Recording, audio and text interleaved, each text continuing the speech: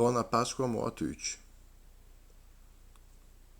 Semina domenica in albis, l'ottava della Pasqua di Resurrezione, e gli auguri a conclusione di questa ottava sono legati comunque a quanto è avvenuto ieri, cioè alla messa esequiale per il Papa Francesco.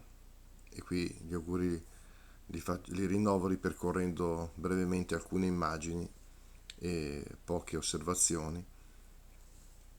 La gente in piazza San Pietro, si è parlato di 250.000 persone lì, poi altre lungo il percorso, in totale 400.000 forse.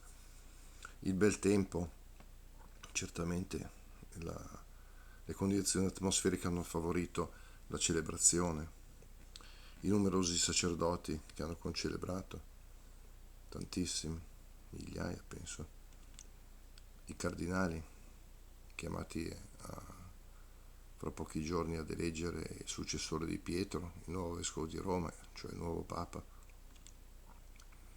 i rappresentanti delle chiese orientali, rappresentanti un po' anche di tutto il mondo cristiano, di tutti i continenti, il nostro presidente Sergio Mattarella, in rappresentanza di tutte le autorità e direi anche di quanti forze dell'ordine volontari si sono prodigati perché riuscisse bene questa cerimonia.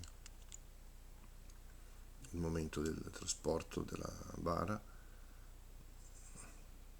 all'interno di San Pietro per avviarlo alla sepoltura in Santa Maria Maggiore come Papa Francesco desiderato.